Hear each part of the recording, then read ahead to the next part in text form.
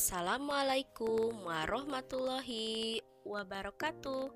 Apa kabar anak-anakku yang soleh dan soleha? Semoga kalian selalu tetap sehat dan selalu dilindungi oleh Allah Subhanahu wa Ta'ala. Pada pembelajaran hari ini, kita akan belajar kalimat saran sebagai warga negara. Pelajaran Bahasa Indonesia tema 4, subtema 4, kelas 3. Di sini kita lihat ada sebuah cerita ya. Cerita tentang lingkungan hijau. Dayu ke sekolah berjalan kaki. Jalan di dekat rumah Dayu dipenuhi pohon rindang. Udara terasa sejuk dan segar. Jalan di depan sekolah Dayu gersang. Tidak ada pohon besar yang hijau. Di siang hari, udara terasa panas. Dayu menutupi kepalanya dengan buku saat pulang. Dayu ingin jalan di dekat sekolahnya sejuk. Dayu berdiskusi dengan teman-temannya. Mereka sepakat menanam pohon di sekitar sekolah. Mereka akan mengajak orang tua bekerja sama. Ibu guru mendukung keputusan anak-anak.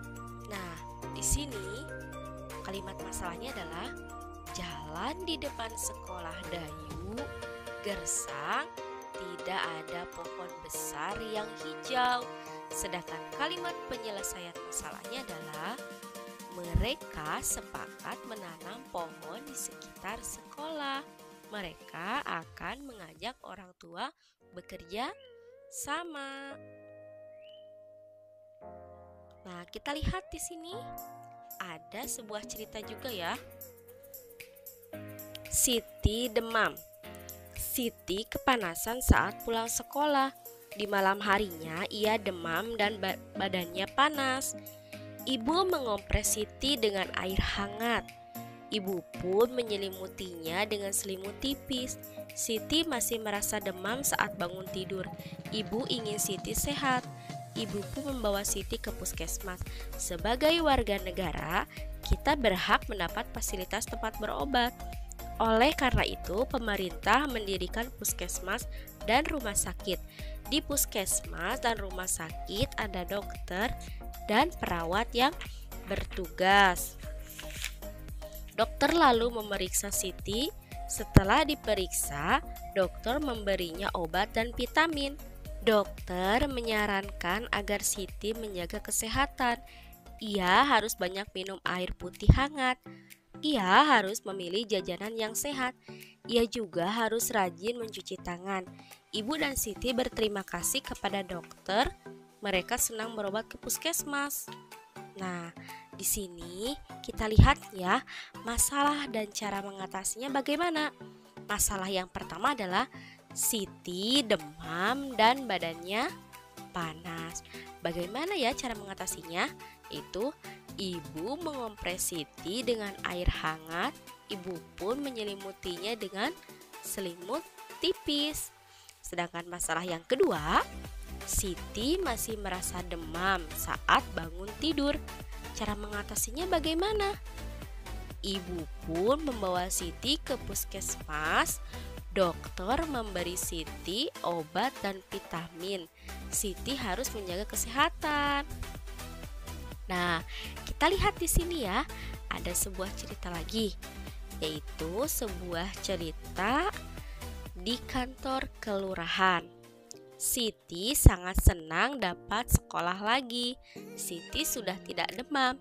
Siti dan teman-temannya mengunjungi kantor kelurahan.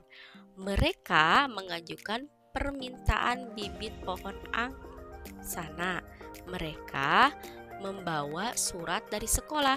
Pak Lurah sangat senang dikunjungi anak-anak. Beliau menyampaikan agar semua orang menjaga lingkungan. Lingkungan harus bersih dan hijau. Setiap anak seharusnya memiliki satu pohon untuk dirawat. Pak Lurah memberikan anak-anak beberapa bibit pohon angsana untuk ditanam. Nah, di sini kalimat sarannya adalah beliau menyampaikan agar semua orang menjaga lingkungan.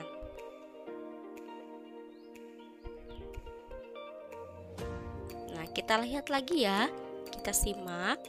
Di sini kita amati ada sebuah gambar penjual, kemudian Siti dan teman-temannya, dan di situ ada sampah yang berserakan ya. Nah, tampak jalan sangat kotor sampai berserakan di mana-mana.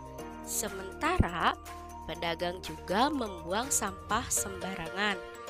Keadaan tersebut tentu sangat mengganggu kenyamanan para pengguna jalan.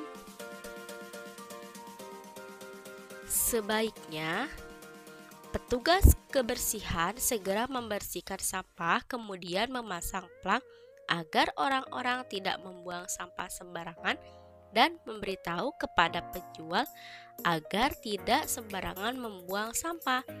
Nah, itu adalah kalimat sarannya ya.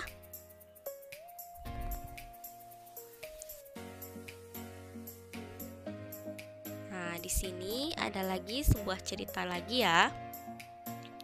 Di sini ceritanya adalah tentang perayaan Hari Besar Agama. Setiap orang wajib menjalankan ajaran agamanya.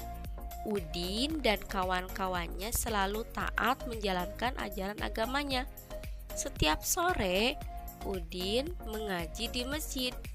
Hari itu ada perayaan Maulid Nabi. Ibu menyiapkan kue untuk dibawa Udin ke masjid.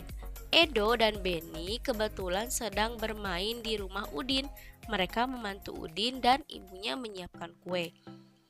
Merayakan hari besar agama adalah hak setiap warga negara. Udin merayakan Maulid, Beni dan Edo merayakan Natal, Dayu merayakan hari Nyepi, Lani merayakan hari Waisak, Meli merayakan hari Imlek.